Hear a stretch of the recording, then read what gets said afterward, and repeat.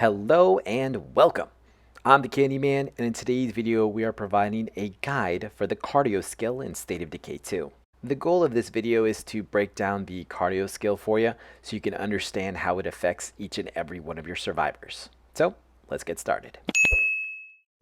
So what exactly does cardio do?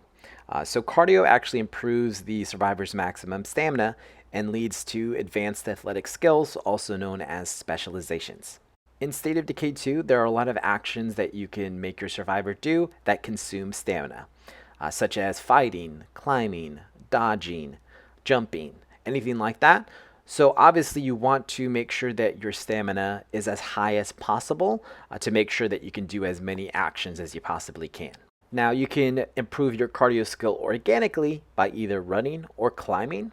You can also start a cardio training regimen at a fighting gym if you have it upgraded to level 2, or if you have a lounge, you can watch training videos to improve your entire community's cardio.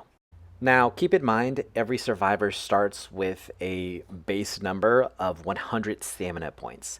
Now this can be either positively or negatively impacted by things like skills, traits, hero bonuses, etc.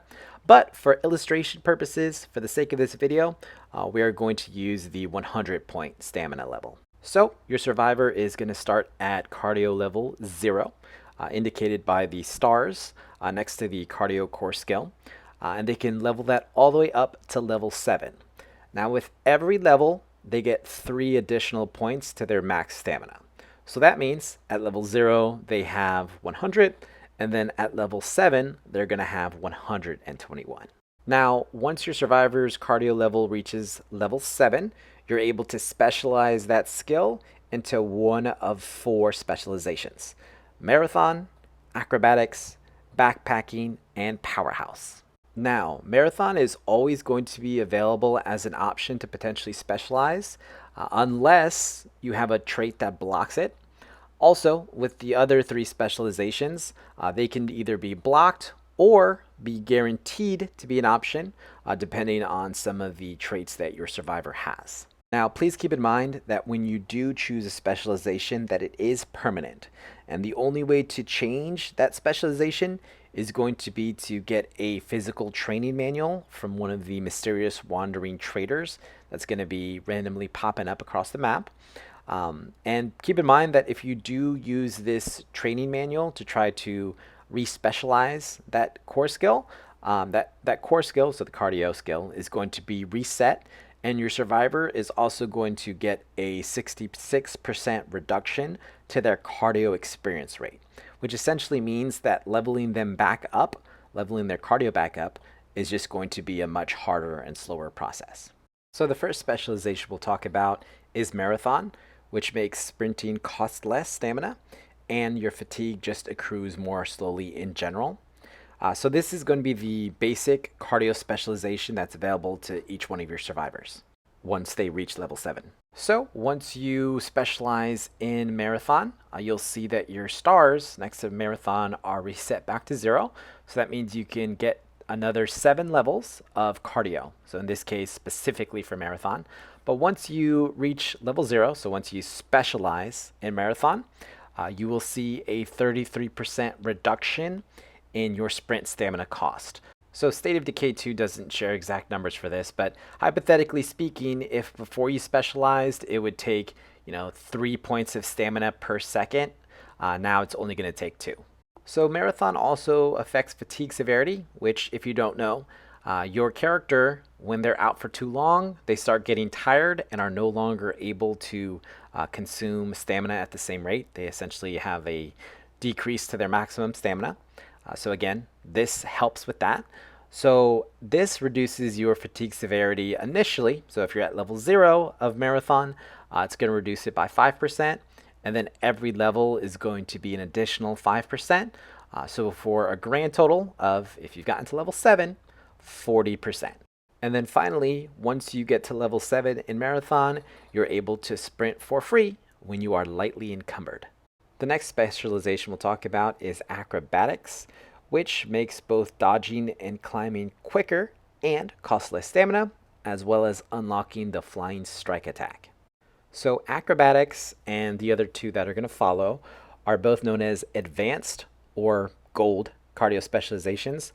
The reason why they're not gray like Marathon is because Marathon, once again, is available to all characters unless blocked, as opposed to this trait, or excuse me, this specialization and the next two, which are only available if they are randomly assigned or if a trait allows it.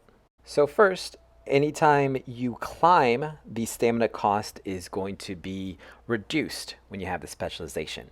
So starting at level 0, so when you first specialize into acrobatics, you're going to see a 15% reduction in that cost, and every level after that is going to be an additional 5% until you get to level 7 for a grand total of 50%. So this specialization also affects the stamina cost for dodge as well, whenever you dodge. So at level 0, it's going to be a 20% reduction, all the way up until level 7, where it doubles and it turns into a 40% reduction in dodge stamina cost. Additionally, your character, as soon as they specialize in acrobatics, so level 0, they will receive reduced fall damage, and they'll also unlock the flying strike attack that you can use by sprinting and pressing the jump button. Also, when you get to level 7, you will unlock the dodge roll ability, which you can use by sprinting and dodging at the same time. The third specialization we'll talk about is backpacking, which, as soon as you specialize in it, will give you an additional 5 points to your max stamina. So, assuming that we're talking about the base character here of 100 stamina points, that means at this point, when you've just specialized in backpacking, your survivor will have 126 stamina points.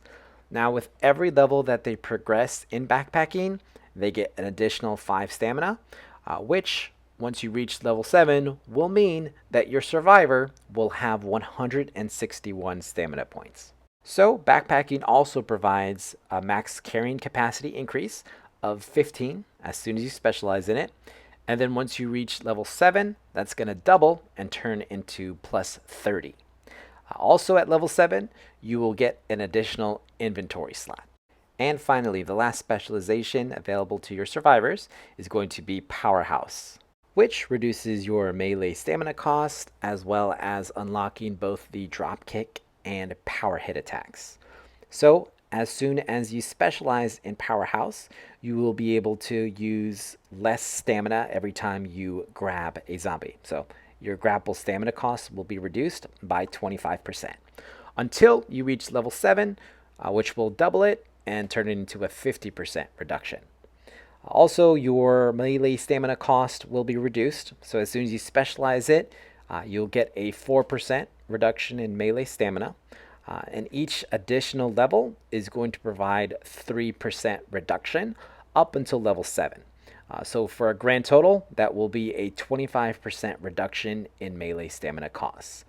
You'll also, once you reach level 7, be able to execute standing enemies while you have a heavy weapon in your hand, just by hitting the execute button once you approach them.